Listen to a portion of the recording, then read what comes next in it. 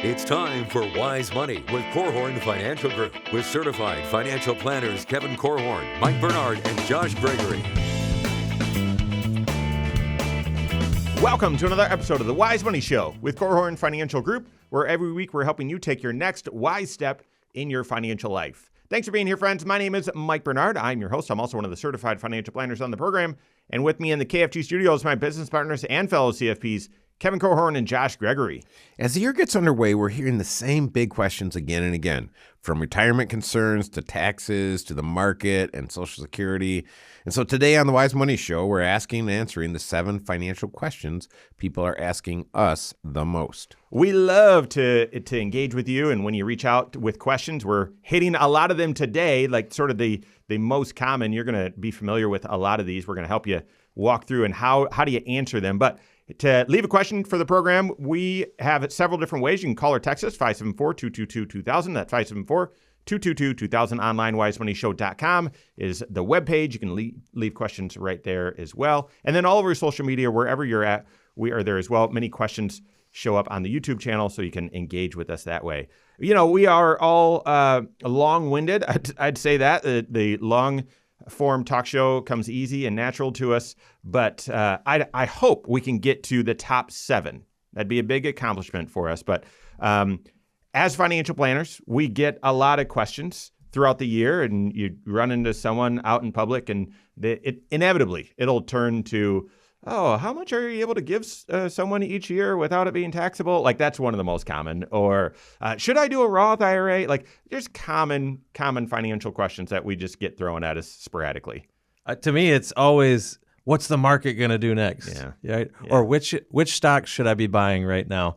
I don't know. I must be a boring conversationalist if that's how a lot of people lead into a conversation with me. But I've got the 7 most common. Oh, Kevin, you got it? People don't know what to ask. They don't know. They don't know how to ask it, and that it does seem like, you think, okay, this person is, if they're a certified financial planner, certainly they've got the teacher's version of the textbook, and the answers are in the back, and so they know the answers, and I just need to know what the answers are. Well, here's a version of that one, Josh. The first one of the top 7. The first one is now a good time to invest?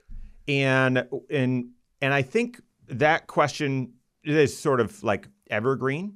People are always wondering that. But certainly right now, after what's happened in the market the past several years and the concern about an AI bubble. So, guys, how would you answer that? Is now a good time to invest? Well, that's a difficult question, and it's hard to answer these questions without seeming obtuse. And I, as a financial planner, want to encourage financial literacy. I want to encourage people being excited about their financial life and not discouraging. I remember one time, and we have an employee benefits department, and we do retirement plans. And we were working with some folks that had a retirement plan, and the gal there said, the last person who had served them, when he came in, he asked her a certain question, and she said, I felt so embarrassed. I didn't look at my 401k statements for several years, and it made me kind of like non-functioning financially. Huh. And it really stuck with me because I thought, man, I think there are a lot of times there can be unintended consequences. Or if you give a flippant response to this, well, of course it's a great time to invest. What are you thinking? And so I would never want to be that guy. And the answer that I would give, I would always want to be an encouraging answer. I would want people to get excited and motivated. But it's not a short answer. And a lot of times you think, well, someone wants a short answer, and let me give you a short answer. And you said we got to get to 7 today, so I want to move quickly here. I would tell people your long-term dollars, it's always a good time to invest. Yeah. Now, I don't like how the market's valued right now.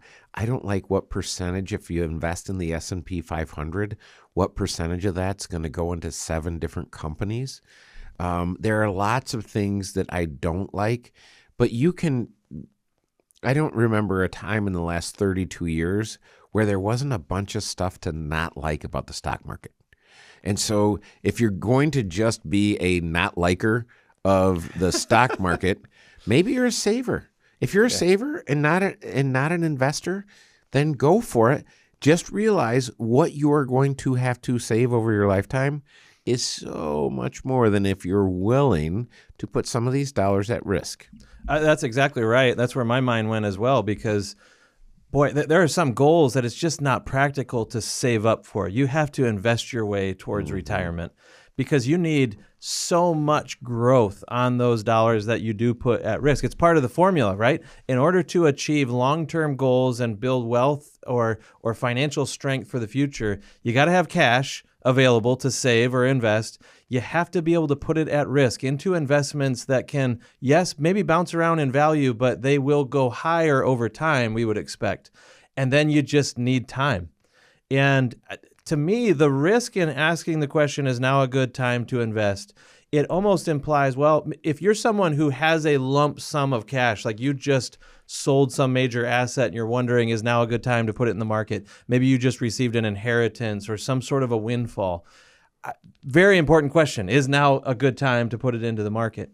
If instead you're someone who is slowly building over time towards those long-term goals like saving for college or retirement, then to me, I would go back to what Kevin said. If these are long-term goals and you have long-term dollars, then it's always a good time to be in that contribution mode. It needs to be about the habit and the rhythm, the pattern of savings, not worried too much about, well, what's the market going to do next year?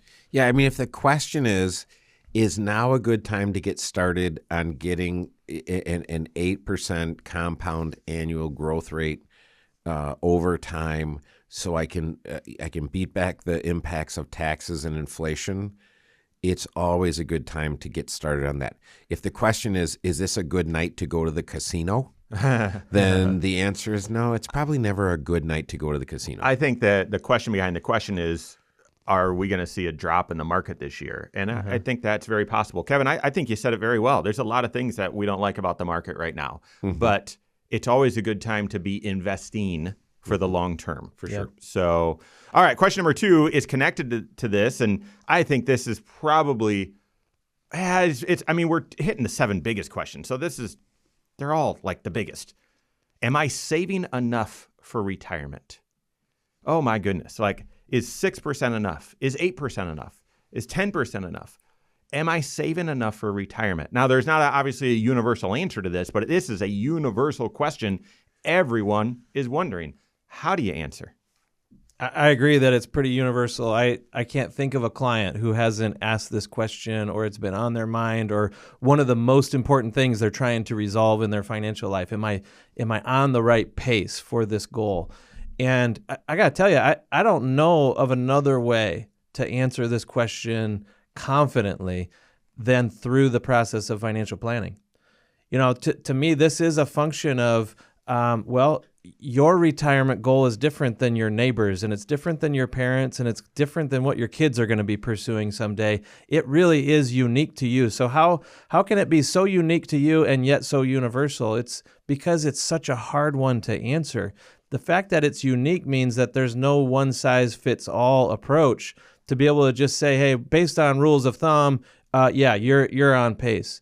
Man, I would be careful of any of these online calculators or people who kind of back of the napkin just sketch out, here's how much you need to be contributing. There's so many variables involved, and it needs to play into, well, when do you want to be retired? How much do you want to be living off of? Do you have capacity to save more? So you might not be saving exactly the right amount right now, but this is all that is available. And so maybe the goal needs to adjust potentially. Then again, how much risk are you willing to take with your investments to let them grow for the future? How much time can you give it?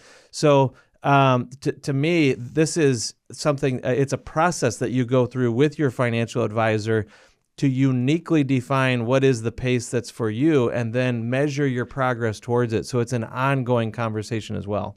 Yeah, I like the idea of always. So Dave Ramsey says save 15%.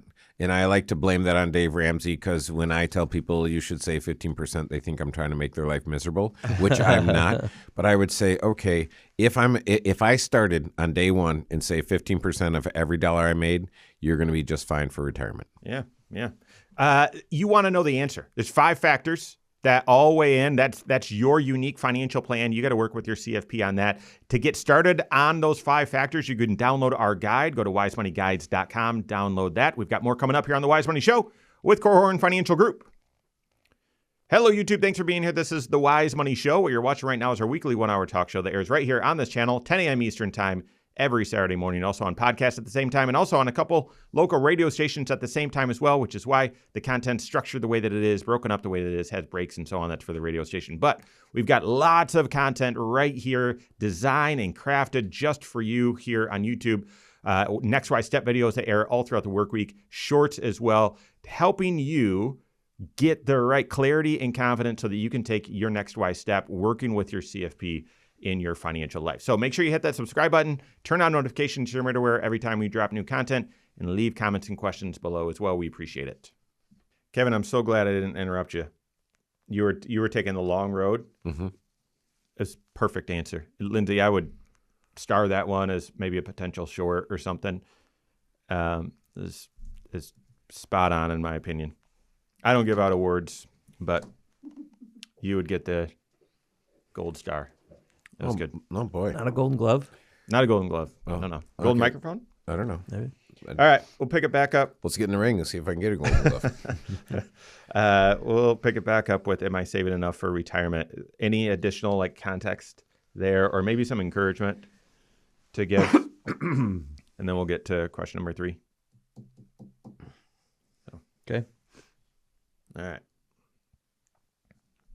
What are the financial questions that you have right now that if you had clarity on them, you would have even more confidence, even more boldness to go after your financial goals? That's why we want you to be working with your CFP so you can get those questions answered, but we're helping with the top 7 financial questions people are asking us right now. This is the Wise Money Show with Korhorn Financial Group. Thanks for being here. My name is Mike Bernard. With me in the KFG studios, Kevin Korhorn and Josh Gregory. Stay updated on all Wise Money content. You can find us online, wisemoneyshow.com, and then all over social media, wherever you're at, we are there as well. Search the Wise Money Show.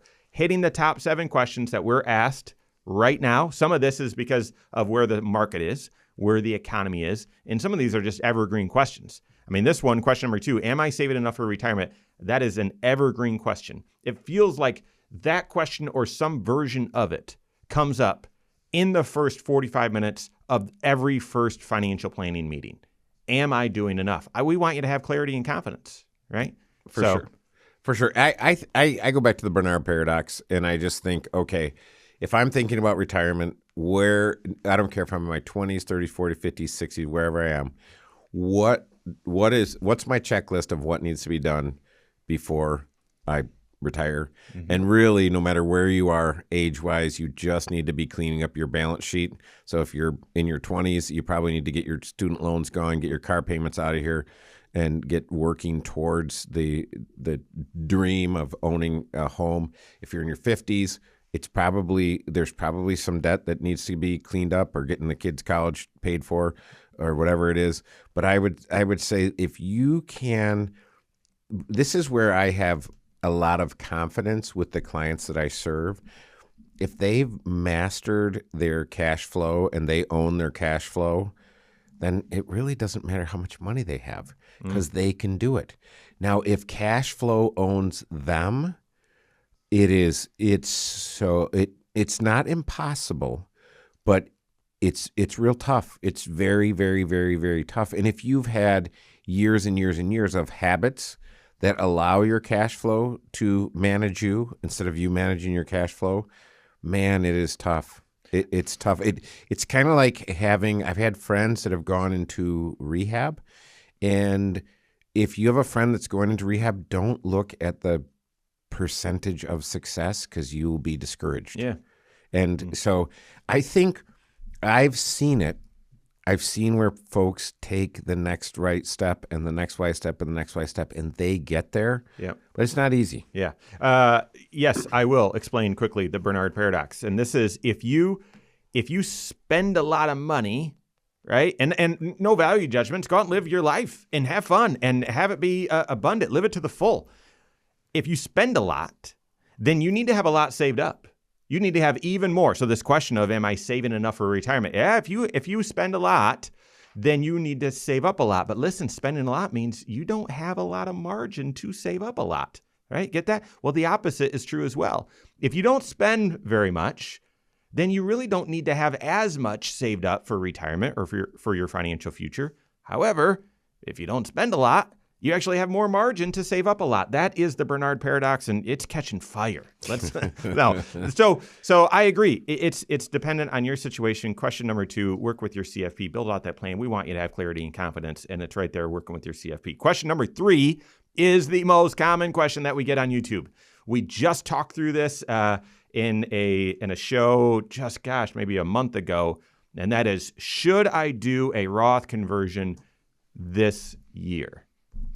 Man, coming into the new year here, there's so many fresh stories from the end of last year where we were addressing this very question with a lot of new clients. And I'm remembering one client who came in. We had about a month to do some planning and get rolling on their financial strategies and everything. And this was one of the questions that we actually raised for them, because we were looking at their overall portfolio, their nest egg for retirement, their assets were all in pre-tax accounts. So think traditional IRA, traditional 401k, that sort of thing. In other words, it's money that hasn't been taxed yet, and it's all going to be taxed when they pull it out in retirement.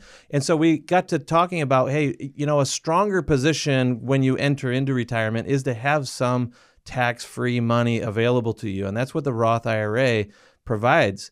And so one strategy to consider is moving money from the IRA to the Roth and paying the taxes in between. Well, how do you decide? And we kind of took them through a process. And it started with just considering, well, what tax bracket was he going to be in 2025 versus 2026 and beyond? And it became evident to us that actually he was in a temporarily low tax bracket in 2025. And this was part of the reason why we made this kind of a time-sensitive, urgent thing to be considering. So if you believe that now is a time when you could pay less tax today than you would otherwise out in the future, then this has to be something that you definitely consider. To me, it's also then that the next step was, well, if we do the Roth conversion, how will we pay the tax? Because every dollar that comes out of that IRA and goes over to the Roth IRA is treated as income on your tax return potentially. At least that was the case in his situation.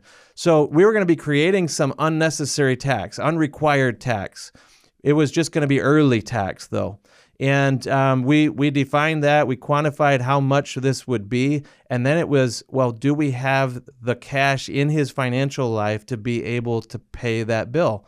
Because the alternative would be, when you pull money out of an IRA and move it over to the Roth IRA, you could have some money peeled off the top and sent to the IRS and to the state if you wanted to. Problem was he was under age 59 and a half. And that would have created not only those taxes, but also some penalty on the money that went to the state and to the feds. So in his case, he had a substantial amount of savings that really wasn't earmarked for anything. And we were able to use some of those savings to pay the bill. After you have all that in place, like you've got sort of all the raw materials to build something great, a great strategy, then it becomes work of we're building an actual tax projection to model out, well, what's the sweet spot here? Yeah. What is the right amount to convert? Because the government will let you convert as much as you want. It's all about how much tax pain are you willing to endure and how much liquidity or cash do you have in order to pay that bill as well. So that's how we arrived at whether or not this was a good idea in his situation, and then if so, what was the right dollar amount? You need to ask and answer this question for your specific financial situation every single year. I don't know if you've looked at the national debt right now. It's enormous. I don't know if you've counted the number of tax law changes that have happened over the past 5 years. You can't count that high. It is incredible. You have to be actively looking, how can I get more of my wealth growing tax-free? That doesn't mean you need to be doing a Roth conversion every year, but it does mean you need to ask and answer this question confidently every single year. Now, question number 4, arguably, like right behind the Roth conversion is this one. When should I take Social Security? You need to optimize your Social Security, not just make an emotional decision. So let me answer that question with 4 more questions. When do you want to be done working? What's your marital status? What's your health history? And what does your retirement income strategy look like? And each of those questions, you might have a real quick answer, but each of those questions plays into how you should optimize Social Security. And so often, because you've been paying into it throughout your entire career, because you're not promised tomorrow, because we aren't promised the government solvency tomorrow or Social Security solvency tomorrow, you don't even run through those questions. It's just an emotional, bam, I'm turning Social Security on immediately. For many people, you should, but not for everyone. Well, and one more, headwind on that decision is everybody around you. Most people are making that decision, as you said, Mike, as early as possible. And so if you're getting advice from your neighbor or your brother-in-law or whoever, there's a good chance that they took it at the earliest possible date and did not do this type of optimizing. To me, every decision is unique for the reasons that you just said, Mike, because you may have resources that would allow you to live your life and enjoy a great lifestyle early in retirement before ever needing to turn on Social Security, because you've got other resources available that maybe those other individuals didn't have. If that's the case, you have a little bit more freedom and flexibility to do this type of optimizing. And it could allow you to live off some other resources and maybe take advantage of some of those Roth conversions in the early years of retirement, all while postponing your Social Security, letting it grow and mature to the biggest possible payout. And you set yourself up for great financial cash flow in the future. All right. What are some other financial questions, the most important ones that we're getting asked right now? We got that and more coming up on the Wise Money Show with Korhorn Financial Group. All right, good. We'll pick it back up. Okay. So what's the difference in my Social Security if instead of taking it at 62, I wait until 70? What percent is it higher? 40 or no, 100? I'm going to say over 100%. I'm going to say 135. You're close. Really? Are you talking about monthly benefit or like the compounding? Like I get $1,000. I get $1,000 at 62. What would I get at 70? I could see that. I think it's about 1,700. Is that a universal statement, or does it matter like what you're earning during those years? Like assuming you keep working. I wouldn't get that deep. Oh. I would just get partially nerdy here and just say more than double. I guess that was what I was trying to say. Like a $1,500 monthly amount at 62 is going to be close to what, $4,000? No, I don't think so. No. Okay. What I'm looking at is saying if I wait from 62 to 70, it's about 76 to 77% higher than at 62. Now I don't know if this factors in I'm working or whatever, but this is where the folks that we are working with are folks that are in their late 60s, and they've been successful. They haven't needed the money, and they're saying, well, what do I do about Social Security? Yeah. And that's where you got to go back to your questions, because if I'm beyond full retirement age, then it's not going to be impacted by my earnings. So then you go back to your questions, right? How healthy are you? I mean, when you go to your Thanksgiving or Christmas, is a bunch of 90-year-olds eating, a carnivore diet. And if that's the case, that's the dream. I hope I can still do that. I know, but have you ever? And I have met the person who I don't want to judge people, but you can get a sense for whether you think someone's healthy or not. And if you see someone and they look like they've got one foot in the grave, another on a banana peel, and they say, "Yeah, but my dad's still alive and he's 97," and I'm like, your dad made it. I'm not sure. I'm not sure that's gonna work out. All right. Anyway, We're pick back up Social Security, third segment, and then we'll probably get into the fifth question. Fifth question it is. Let's go. This is the third segment? Third segment. That's what Mike said. Okay. All right. Okay. As you approach retirement, how should you structure your investments? This is one of the most common questions, one of the most common mistakes. We're helping with that right now. This is the Wise Money Show with Korhorn Financial Group. Thanks for being here. My name's Mike Bernard. With me in the KFG studios, Kevin Korhorn and Josh Gregory. Every episode of the Wise Money Show is on podcast. Wherever you listen, just search the Wise Money Show. Subscribe to it there. Rate it there as well. That's helpful feedback for us and helps other people find this helpful content. So we appreciate that. We're talking down the 7 most common questions that we get right now. And many of these are evergreen. Some of them, though, are unique right now because of where we stand as an economy and stock market and sort of what's going on in the world. And so we want to talk through them. Number 4 is a universal question that is evergreen. This comes up all the time. And that is, when should I take Social Security? Now, I think people ask that, but their question they're really asking is, can I take my Social Security when I want to? And I want you to know that your certified financial planner that's working through all 6 areas of your financial life, they are in your corner. They want you to succeed, and they're not there to try and convince you to do something that you don't want to do.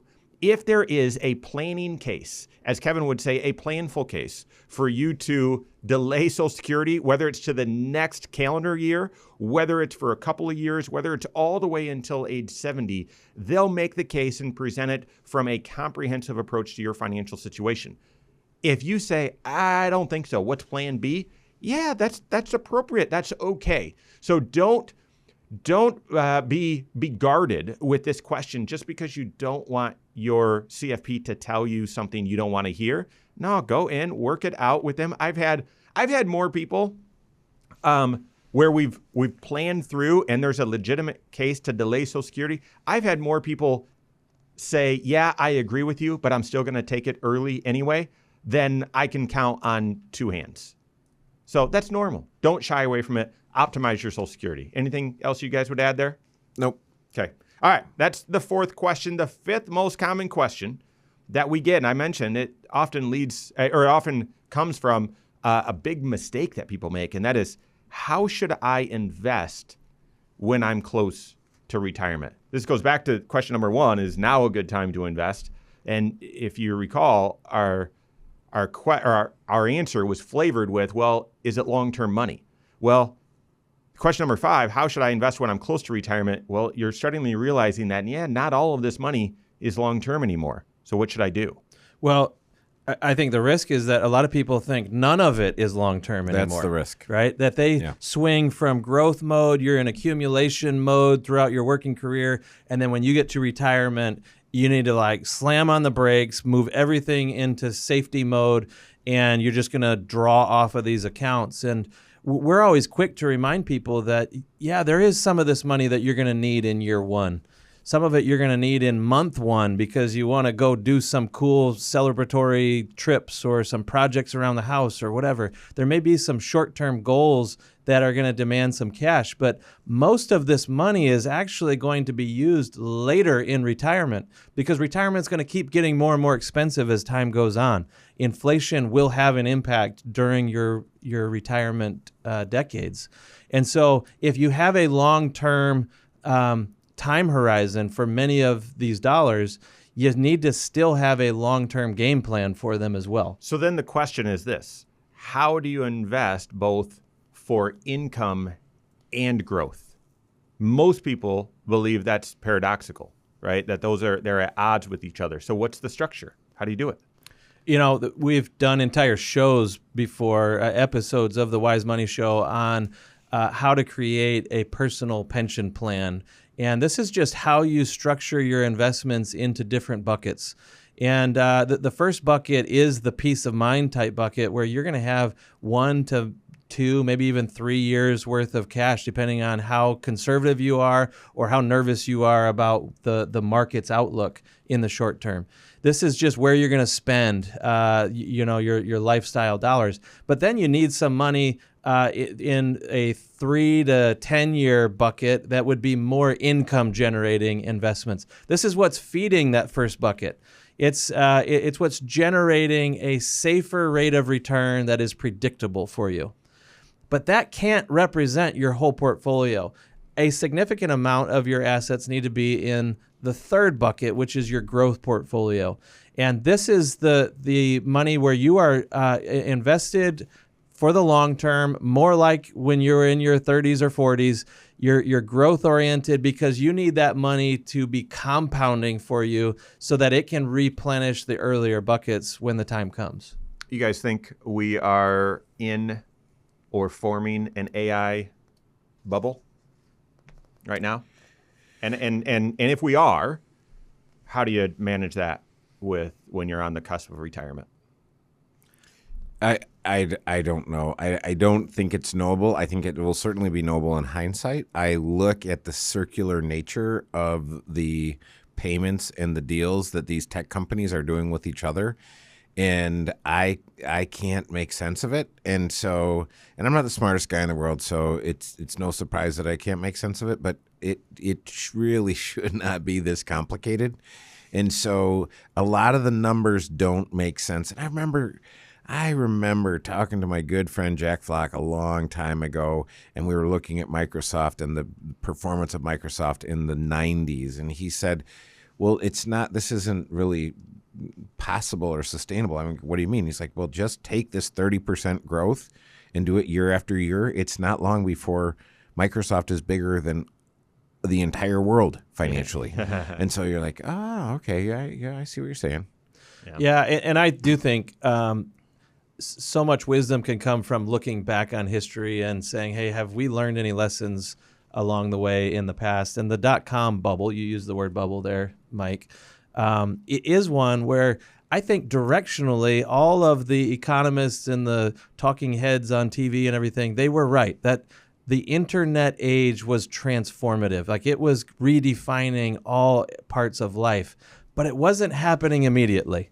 And it took 10, 20, 30 years for that to truly take hold and for their predictions to be true.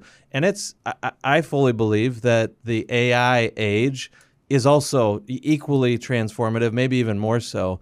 But will it be here tomorrow? I don't know. I think maybe this will take some time for it to truly get traction in the economy. Well, I can tell you this: if you're running a business and you think it's going to be here tomorrow, you're going to be sorely disappointed. Because as we sit on the AI Council at Korhorn Financial Group, my oh my, it is that is a very patient process. Let's just say that. Well, so yeah, we won't know. You can't know if we're in a bubble until well after the fact.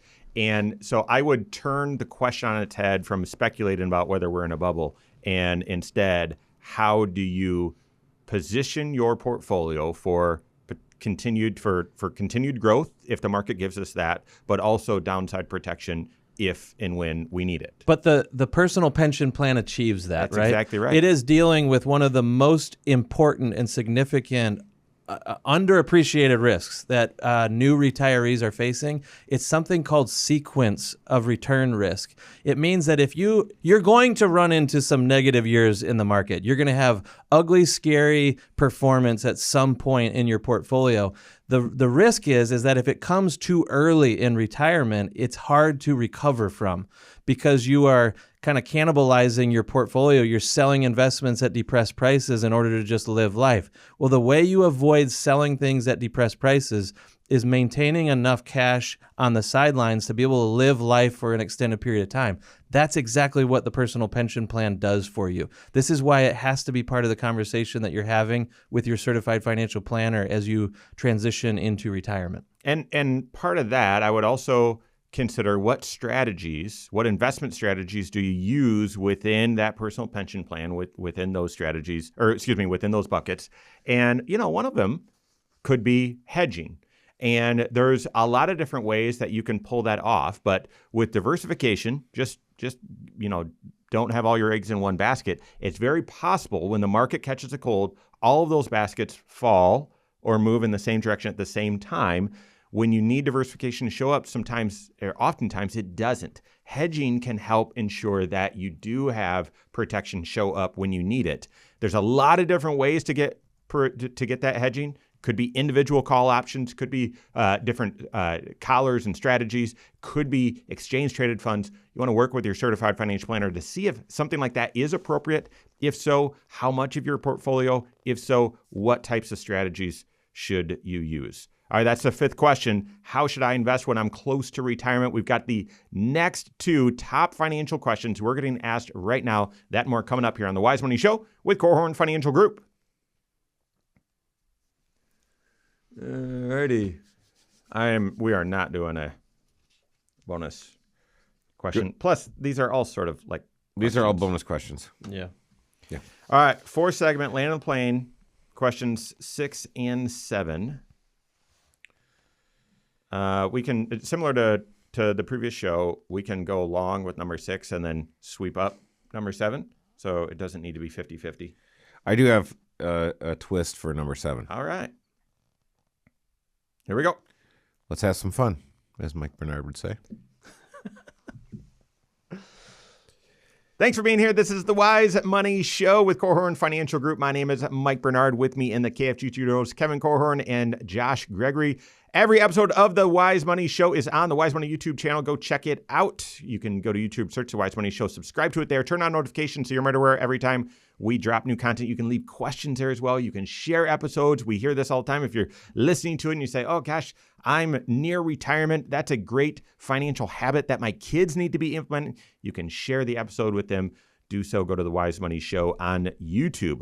Talking about the top 7 questions that we are asked right now, most common questions that we're asked as financial planners. Question number 6, we are almost to this season. How can I pay less in taxes? That's a great question. And before I asked that question, I would ask a different question. I would ask, should I be paying less in taxes? That's great. Because the question... That answer is always yes.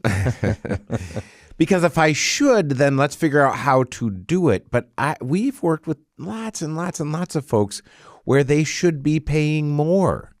Because the amount of tax, the rate at which they can pay taxes in their current situation is considerably less than if they do nothing and delay and defer it to the future.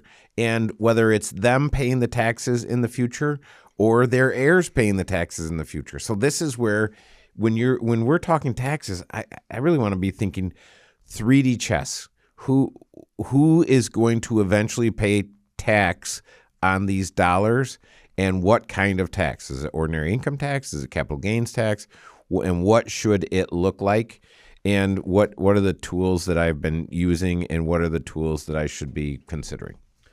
I agree with all that. I think those are the fundamental questions to ask. But if your goal is to reduce your exposure to taxes over your lifetime, one principle to keep in mind is that you have to do what you can to put yourself in a position where someone else isn't dictating to you how much you have to pull out of your taxable accounts. So think required minimum distributions, for example.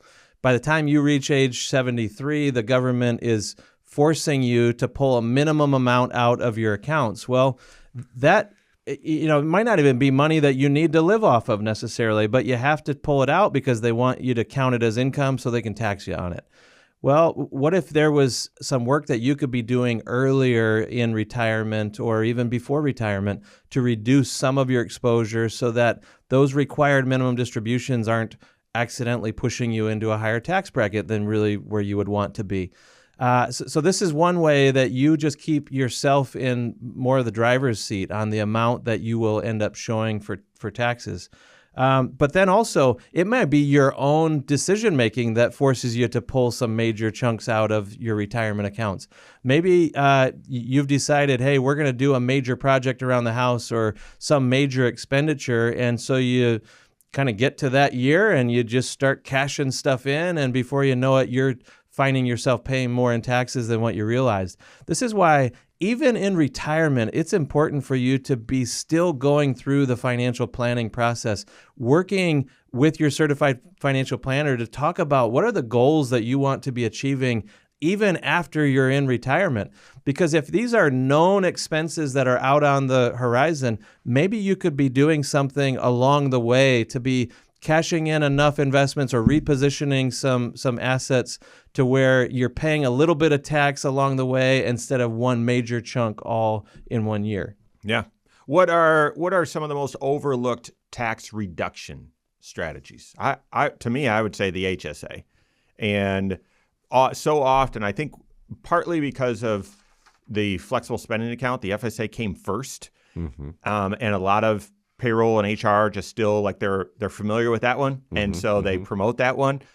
That's the use it or lose it. And so it's sort of been ingrained habitually to, well, I set money aside only up to the amount that I think I'm going to have in medical expenses for the year ahead.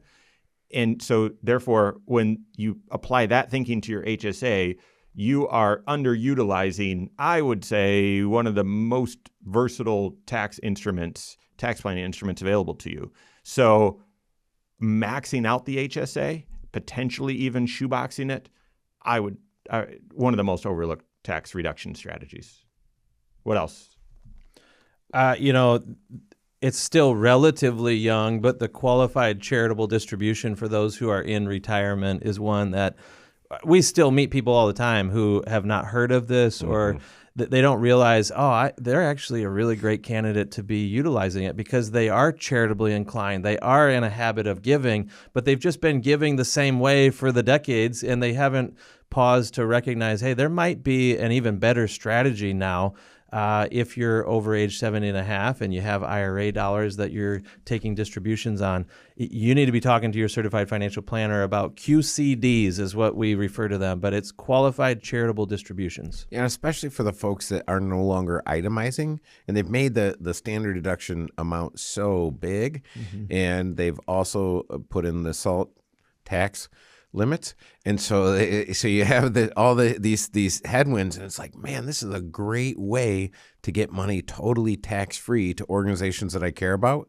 And then the other thing is, I can't say QCD without saying donor advised fund. Yeah. And so to me, I would really want to have a great operating system for how do I handle my charitable donations. Exactly, because you might be. If you were calculating your own itemized deductions, instead of taking the government standard deduction each year, what if you came up real close to the freebie that the government's giving you, but you're just not there? One way to kind of tip the scales in your favor is by doing charitable giving, like bunching it up from year to year, and a donor advised fund is one way to do that. It just allows you to maybe bounce back and forth between using itemized deductions and standard deductions. The net result is that you pay less taxes ultimately. All right, question number 7. And this, I would say, is the question that is most often felt and is rarely asked. And that is, am I doing okay financially? Or am I going to be okay financially? I don't know how you would answer that question without a comprehensive financial planning approach to your financial life. You may ask that question to your investment advisor, and it might be confusing because your investment advisor might now be saying, oh, we're also going to throw in a retirement analysis for you and blah, blah, blah. If that retirement analysis is not built in with all 6 areas of your financial plan, then it doesn't have the right inputs. It's not going to give you the clarity and confidence that you're desiring. And that's what you're looking for. With question number 7, am I doing okay financially, or am I going to be okay? Comprehensive financial planning, that is the way to get to that clarity and confidence. Yeah, because to me, this question is almost begging for comparison of some sort. And it's a risky question to be asking, because if you choose the wrong comparison, you start comparing yourself to your neighbors, and you can only really see the public part of their financial life. The house they live in, the car they drive, where do they go on vacations, that sort of thing. And you could compare yourself there. How am I doing that way? That will rob you of your joy faster than anything else I can think of in your financial life. So maybe that's not the best one. Should you be comparing yourself to past generations? Are we doing a little bit better than those that came before us? Maybe that's one way. You could be comparing yourself to where you have been in the past yourself. Are we making at least positive progress in our financial life? To me, financial planning, though, is giving you a clear target to be able to compare your progress towards. Am I making the right strides on a regular basis so that the goals that are important to me are coming within reach? Am I on the right pace? Am I doing the right things? That's the way that you want to play the comparison game. This is what your certified financial planner can help lay out for you so that it is crystal clear to you. And the comparison game doesn't have to rob you of your joy. Instead, it could actually give you encouragement and maybe positive momentum. You get the last word, Kevin. All right, Morgan Housel, one of our favorites, talks about the difference between rich. I'm rich. You can see by the car I drive, the house I live in. I'm wealthy. You can't see it. Yeah. So what do you want to be? Do you want to be rich or wealthy? And he says the hardest financial skill is getting the goalpost to stop moving. Mm-hmm. Yeah. That's great. Work with your certified financial planner. They're going to help you answer these questions specifically for your unique financial situation, and you will have clarity and confidence that, am I going to be okay? Am I okay financially? You'll have that confidence without the comparison game. Work with your CFP on that. That's all the time we have for today. On behalf of Josh Gregory, Kevin Korhorn, all of us at KFG, have a great weekend. We'll see you next weekend for the Wise Money Show with Korhorn Financial Group. Securities offered through Silver Oak Securities, member FINRA/SIPC. Advisory services offered through KFG Wealth Management, LLC. Doing business as Korhorn Financial Group. KFG Wealth Management, LLC and Silver Oak Securities Incorporated companies are unaffiliated.